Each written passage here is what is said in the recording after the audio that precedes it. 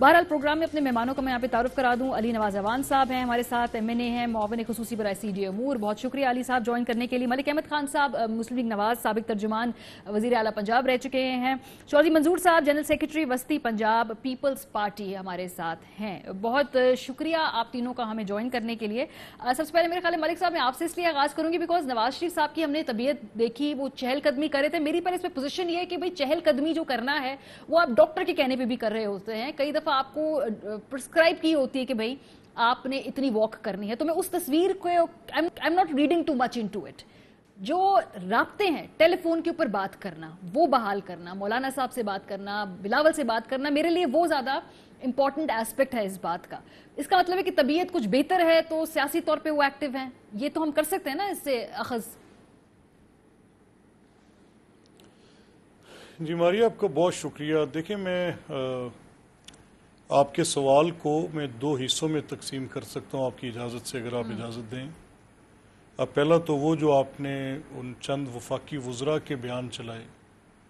میرا نہیں خیال کہ لندن میں کوئی عثمان بزدار کی حکومت ہے اور ان کا قانون ان کے گھر کا ہے, اور یہ وزراء جو بیان دیتے ہیں یہ ان کی ذاتی حیثیت کوئی نہیں ہے. اگر میں شہزاد اکبر کی ذاتی حیثیت پوچھوں کہ چلیں فواد کو نکال دیں ایک طرف, تو باقی تو جو ہے وہ اپنی کو کانسٹیٹنسی بھی نہیں رکھتا.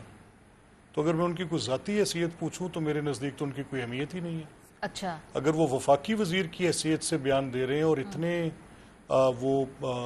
اتنے نائیو ہیں اور اتنی ان کو انڈرسٹینڈنگ نہیں ہے کہ انہوں نے کیا سٹیٹمنٹ دینی ہے, تو پہلے جب یہ معاملہ اٹھا تھا تو ہم نے ان سے ایک بڑی کلیئر بات کی تھی کہ جب آرڈرز آف دا کورٹ ہوتے ہیں تو وہ آپ نے آرڈرز آف دا کورٹ کے طور پہ کنسٹرو کرنے ہیں. اچھا, اب بابر اعوان صاحب کیا پھر ان کو دوبارہ لا اسکول میں بھیجنا پڑے گا کہ چیک کریں کہ کیا ان کی جو انڈرسٹینڈنگ ہے کہ جو ایک جو شیورٹی سٹینڈ کرتی ہے وہ کن حالات میں کرتی ہے. اچھا, تو کورٹ کا آرڈر بھی تو ساتھ پڑے نا, تو کورٹ کے آرڈر میں یہ اس لکھا کو ہوا ہے. آسان طریقے سے بتا دیجئے. میں یہ چاہ رہی ہوں کہ جو گارنٹی دے کے گئے ہیں شہباز شریف صاحب, جو گارنٹی دی ہے وہ آسان زبان میں بتائیے وہ کیا ہے. اگر وہ گارنٹی پوری نہیں ہوتی تو کیا ہوگا, یہ بالکل واضح بتا. تو آپ دیکھیں, مجھے اسی لیے پرابلم ہے کہ کچھ زبان ایسی بھی ہے جس کو سمجھنے کے لیے آپ کو ضروری ہے کہ پڑھنا آتا ہو.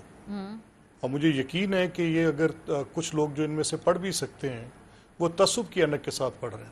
اچھا, اگر وہ کورٹ کے آرڈر کا, تو یہ تو کنٹمپچوس بیہیویئر ہے وفاقی وزراء کا عدالت کے لیے. شہباز صاحب کی جو انڈر ٹیکنگ ہے جس کا بابر اعوان نے کہا کہ سولملی افرم اینڈ ڈکلیئر, اور میں یہ اس چیز کی شہادت دیتا ہوں, تو ان کو اس کے ساتھ کورٹ آرڈر پڑھنا چاہیے کہ میاں صاحب کی بیماری کی صورت میں یہ بات لکھی گئی کہ if required وہ ایکسٹینڈ ہوگی.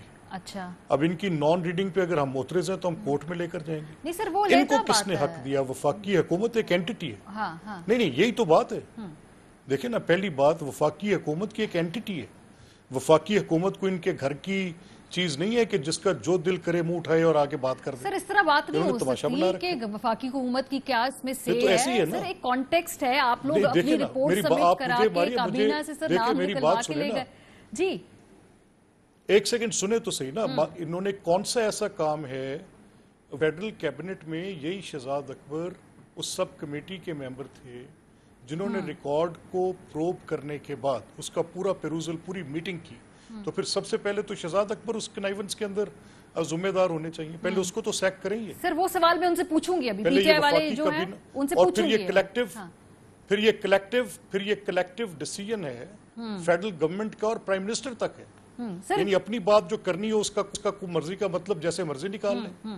یہ کیسا تماشا ہے؟ وہ سوال میں ان سے پوچھوں گی ملک صاحب. میرا سوال آپ سے ڈیفرنٹ ہے سر, وہ میں ان سے پوچھوں گی. میں علی نواز صاحب کے پاس جب یہ سوال لے کے جاؤں گی تو ان کی اپنی پارٹی پوچھ رہی ہے بھائی کہ یہ کیا کیا ہے, کیسے گئی ہے, کیا ہم بیوقوف بن گئے ہیں, ہمیں کسی نے ڈوب کر دیا. یہ میں ان سے پوچھوں گی سوال.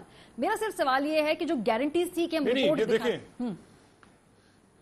دیکھیں کورٹ کا آرڈر جو ہے, عدالت ان سب کو پتہ ہے کہ سیکشن 91 کے اندر شیورٹی کی پروسیڈنگز ہوتی ہیں. ہائی کورٹ کے اندر وہ پروسیڈنگز نہیں ہوئی. ہائی کورٹ نے انڈر ٹیکنگ لی شہباز صاحب سے.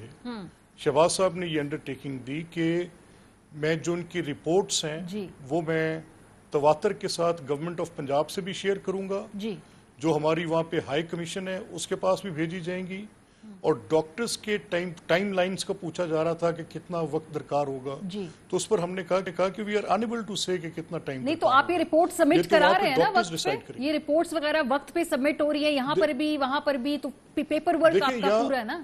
یا جھگڑا ماریا کیا پڑا، یہاں پر جھگڑا یہ پڑا کہ ہم نے جو رپورٹس دیں انہوں نے یہ کہا نہیں ہمیں یہ رپورٹس نہیں چاہیے، ہمیں یہ چاہیے. جب ان کو یہ کہا کہ کوئی بھی دنیا کا ڈاکٹر آپ کی مرضی کے مطابق اپنے پیشنٹ کی تشخیص نہیں کرے گا. اچھا. وہ کرے گا جو ان کو وہاں پہ ریکوائرڈ ہوگا.